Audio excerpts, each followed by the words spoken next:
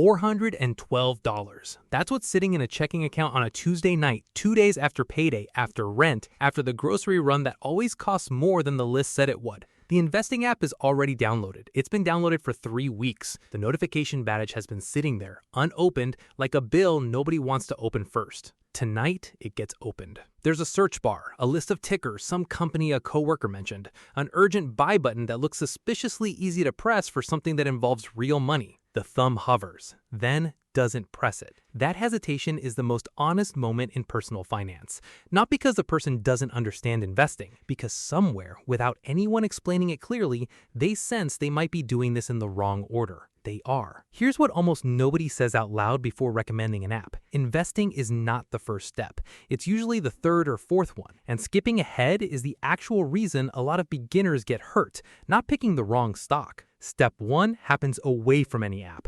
It's whatever debt is charging the most interest. A credit card sitting at something like 20% APR doesn't care how good your investment picks are. Paying that down is a guaranteed return that no fund can promise you. Nobody puts that on a thumbnail because it isn't exciting. It's just true. Step 2 is boring on purpose, a small cushion of cash, untouched, sized to whatever a real emergency would cost. A car repair, a missed paycheck, a dentist visit you didn't plan for. Not invested, just there, sitting in something you can reach without selling anything at a bad moment. Only after that does the question of investing actually start to make sense. And here's the part most beginners get wrong even after they get the order right. They think investing is choosing the right company. It's mostly not. Buying a single stock is a bet on one business, one management team, one set of decisions you'll never see happen. Buying a broad fund, something that owns small slices of hundreds of companies at once, is a bet on the economy continuing to function over a long stretch of time. Those are two different activities wearing the same outfit.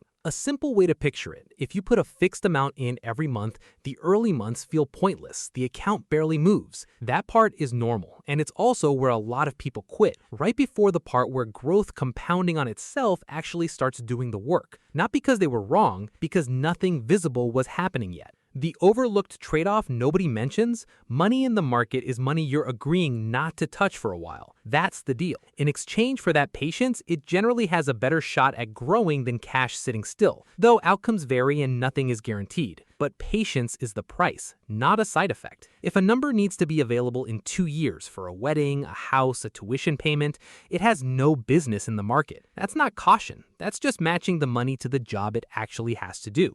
Here's the contrarian part. Most financial damage doesn't come from a bad investment. It comes from a good investment sold at the worst possible time by someone checking the balance every day during a downturn and panicking. The account drops, the news gets loud, the thumb finds the sell button the same way it once hesitated over buy, except this time it presses it. The people who tend to do fine generally aren't the ones who pick the cleverest thing.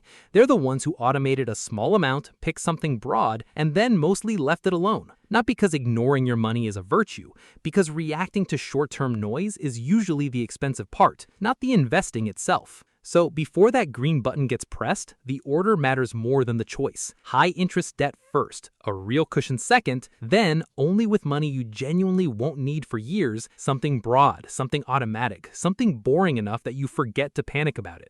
The $412 in that checking account might not be ready to become an investment yet. It might need to become a paid down balance or a slightly bigger cushion first. That's not a delay. That's the actual first step, even though no app shows you that screen. Before you buy anything, ask what this exact money needs to be doing for you in the next 12 months. If the honest answer is nothing, that's the only signal that matters more than any ticker on the screen.